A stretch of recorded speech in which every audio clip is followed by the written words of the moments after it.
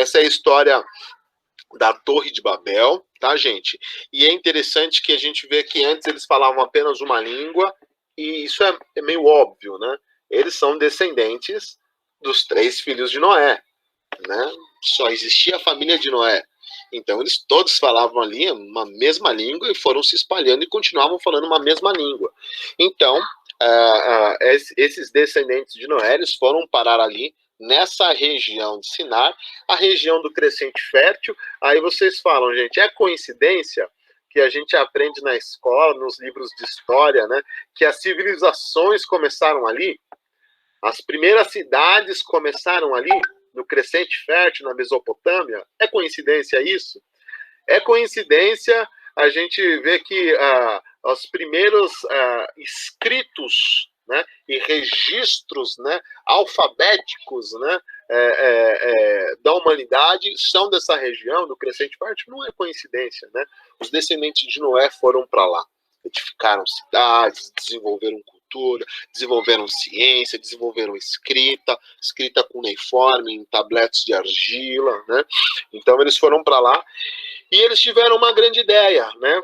Aqui já haviam homens poderosos como Nimrod, né? A gente não tem tempo para falar sobre Nimrod, né? Que a gente vê a palavra falar sobre ele lá no capítulo 10 de Gênesis, né? Mas então a gente vê homens poderosos que disseram uns para os outros: vamos construir uma cidade e uma torre.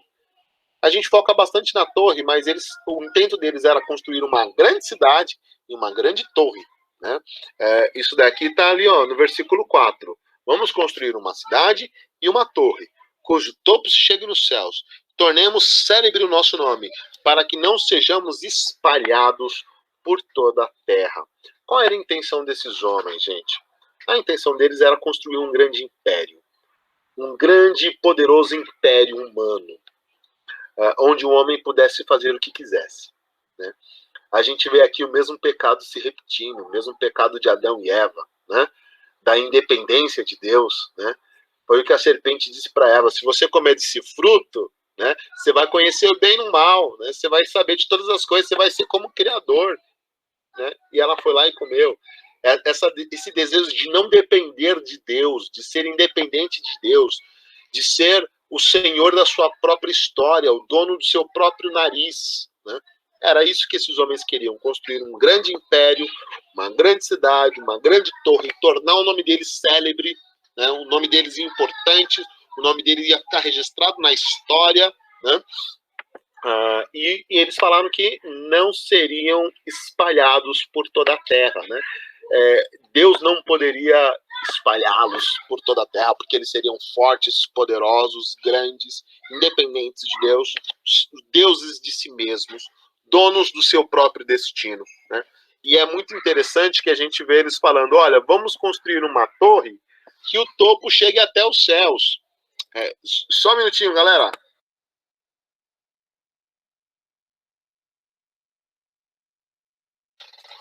Então, eles queriam construir uma torre que o topo da torre chegasse até os céus. Mas a gente sabe que não chegou nem perto disso. A gente encontra nessa região ainda hoje, gente, isso daqui é toda a região dos atuais países Irã e Iraque, tá? Essa região toda está no Irã e no Iraque hoje. A gente tem muitas ruínas de grandes construções dessa época, que é aquilo que a gente chama de zigurates, né? Que é como se fosse uma pirâmide, só que as pirâmides do Egito são pontudas, né? Os zigurates, eles vão crescendo em andares, né? Em andares, em blocos, né? Os zigurates. Tem ruínas, tem uns muito bem preservados, né? Mas o mais alto deles, né? Estima-se que chegou a 60 metros de altura, no máximo, né? E eles queriam um negócio que chegasse até os céus, né? Vamos ser Deus, né? Vamos dominar.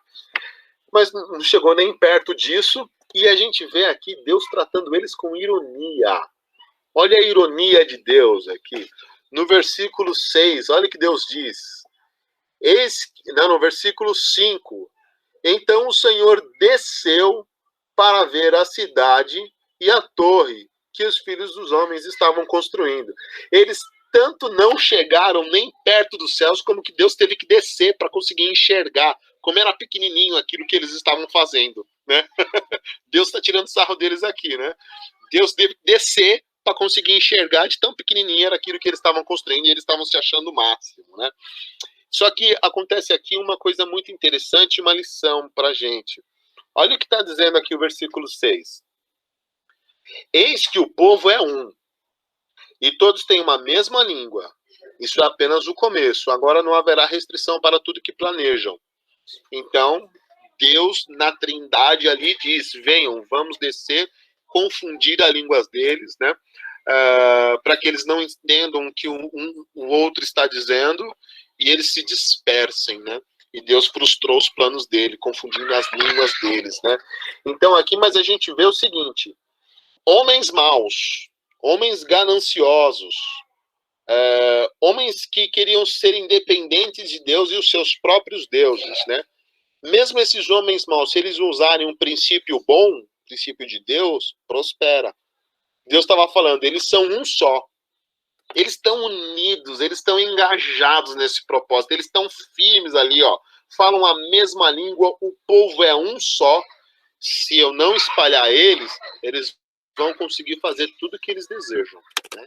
Quer dizer, se a gente trabalhar em união, se a gente trabalhar em unidade, a gente prospera, a gente vence, a gente conquista, a gente alcança as nossas metas, né?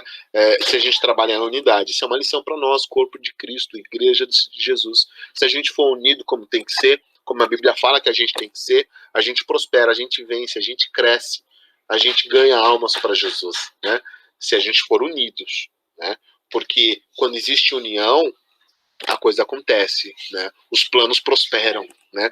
Então Deus falou que haveria destruir aquela, modificar a língua deles, confundir a língua deles, para que eles se dispersassem, né? E foi o que aconteceu, aqueles planos deles não prosperaram, tá?